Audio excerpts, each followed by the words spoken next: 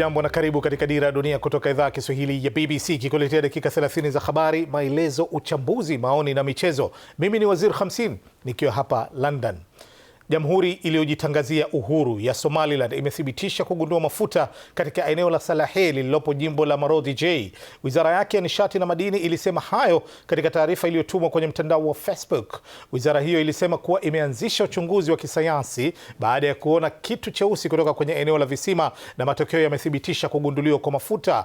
Ugunduzi huu unatokea wiki mbili baada ya serikali kuu ya Somalia kuonya kampuni ya Hdal isichimbe mafuta Somaliland bila idhini kutoka kwa mji mkuu wa Mogadishu, ikisema kampuni hiyo inakiuka uhuru wao Somaliland ambayo ilitangaza uhuru wake kutoka kusini mwaka 1991 na tangu wakati huo imekuwa ikitafuta kutambuliwa kimataifa bila mafanikio. Ilisema kauli hiyo kutoka Mogadishu haina maana yoyote wala haina msingi wote. Na sasa tujiunge na mwandishi wa BBC Richard Kagoe akiwa jijini Nairobi kuzungumzia swala hili. Richard Kagoe, hebu tufahamishe kwanza, kugunduliwa kwa mafuta kuna umuhimu gani kwa sehemu hiyo ya Somaliland?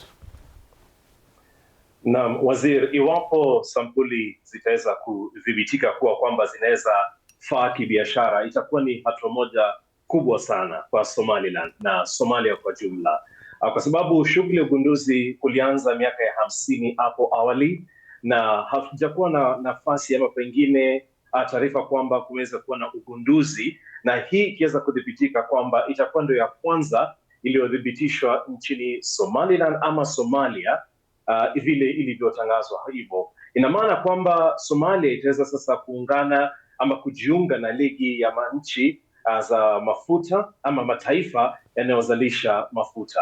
Umezungumzia kuhusu kibiashara. Je, tunafahamu pengine lini uzalishaji kibiashara utaanza ama umetoa tangazo lolote kuhusiana na hilo?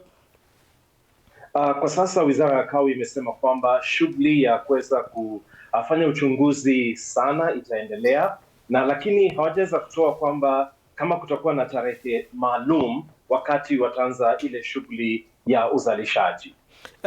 Richard, hebu tufahamishe, kwa sababu haijatambuliwa kimataifa kama taifa ama nchi, sasa watawezaje kufanya biashara ama kuuza mafuta yao katika soko la dunia? Sababu sana hiyo ndio imekuwa ni swali kubwa sana, kwa sababu ile nchi kwamba ilikuwa imejitangaza uhuru wake kutoka kusini mwa Somalia miaka 31 iliyopita. Sasa hii itakuwa ni vigumu sana kwa sababu haijatambulika kimataifa, na hiyo ndio kwa maana nchi sasa ya Somalia hiyo inayoshirikisha Somalia yote imekuwa ikisema kwamba hiyo ndio iko tu na mamlaka ya kudhibitisha ama kupatiana idhini ya kuweza kutumia rasilimali zake. Tayari tumeona kuna wapingamizi kutoka kwa serikali kuu ya Somalia ambayo yenye makao yake Mogadishu. Hili litakuwa mvutano ama litaleta mvutano kiasi gani katika shughuli hii ya mafuta? Itaweza kuleta mvutano mkubwa sana, kwa sababu serikali ya Somalia hapo awali ilikuwa imekataa madai ya kwamba ile kampuni iliyokuwa imepatia ile kandarasi ya kuweza kutafuta ile mafuta ya Hdal Energy, kwamba walikuwa wanasema kwamba walikuwa wametia sahihi ama mkataba kusema kwamba wanamiliki haki za mafuta ya petroli, lakini inasema kwamba nchi ya Somalia, serikali pale Mogadishu imesema kwamba hiyo peke yake tu ndio iko na ile na mamlaka ya kutoa ile idhini ya utafutaji ya maendeleo ya rasilimali za petroli. Kwa hiyo tunaona kwamba kutakuwa na mgogoro hapo kuendelea mbele. Waziri, asante sana. Ni mwandishi wa BBC Richard Kagoe akiwa mjini Nairobi. Na ukitaka maelezo zaidi kuhusu taarifa hii unaweza kuyapata kupitia simu yako ya mkononi bbc.com/Swahili.